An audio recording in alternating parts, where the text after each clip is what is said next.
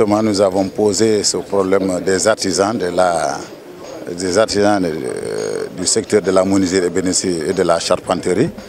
Nous avons parlé des problèmes qu'ils rencontrent dans le cadre de leur travail, c'est-à-dire l'interdiction du coup de bas a été décrétée par le président de la République.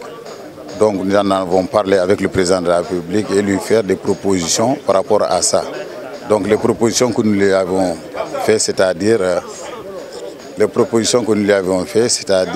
la mise en place des centrales d'achat dans les communes et régions où le décret d'interdiction est en vigueur.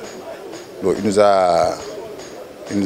a promis d'abord qu'il va étudier avec son gouvernement ces propositions, mais que lui il a une solution dans l'immédiat, c'est-à-dire il a choisi le cadre de concertation des artisans et agriculteurs de la région de Ziguinchor et son interlocuteur, qu'il va nous vendre les troncs d'arbres qui ont été saisis en Gambie à la frontière, que nous les acheminions dans les scieries, les fendre puis les mettre à la disposition des artisans menuisiers ébénistes et des charpentiers de la région de Ziguinchor.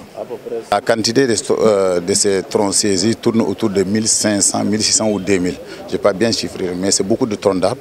Voilà, donc c'est sur ça là qu'il nous a remis une somme de 10 millions pour que justement nous fassions face à ces dépenses liées à l'acheminement de ces troncs-là jusque dans les scieries et pour les fendre et les mettre à la disposition des artisans menuisiers ébénistes et des charpentiers de la région de Ziguinchor. Ça va régler cette pénurie, mais c'est tout juste pour un temps bien déterminé, lui-même il l'a dit, c'est tout juste pour le temps que l'on étudie le projet que nous avons soumis, c'est-à-dire la mise en place de ces centrales d'achat dans ces différentes communes de la région de Ziguinchor. Le président de la République, depuis, on parle du secteur de la menuiserie et ébénisterie, mais il y a aussi les artisans établis au niveau du village artisanal qui ont le problème qui a duré pendant presque 30 ans. C'est depuis qu'on commençait les événements ici en Casamance. Eux, ils sont là établis ici au village artisanal. Ils vivent de la rente des visites des touristes qui viennent du Cap et des autres là pour visiter. Donc, mais depuis ces événements, les touristes se font rares. Et donc, ils ont des problèmes. Ils ont même des problèmes pour payer leur location.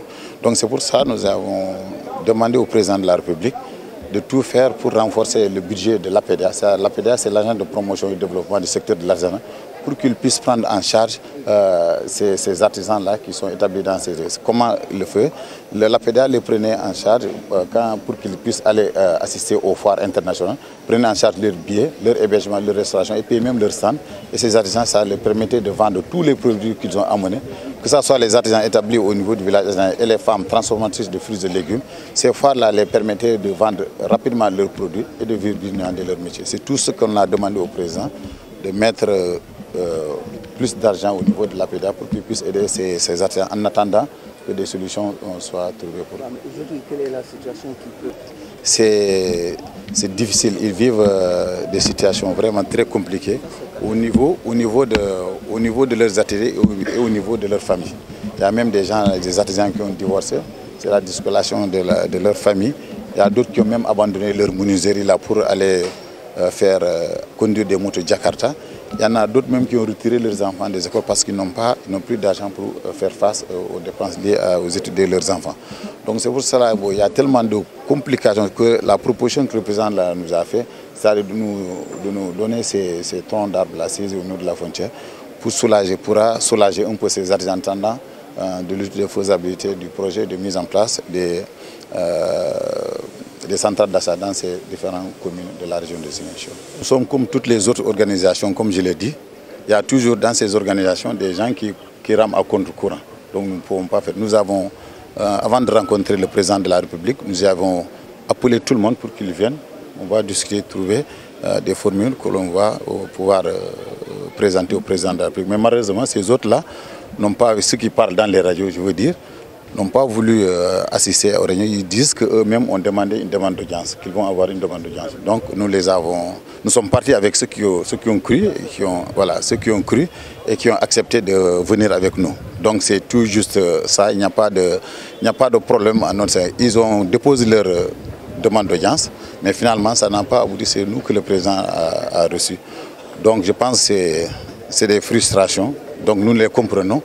Mais nous nous arrêtons parce que nous pensons qu'ils n'ont pas compris les enjeux derrière cette audience-là.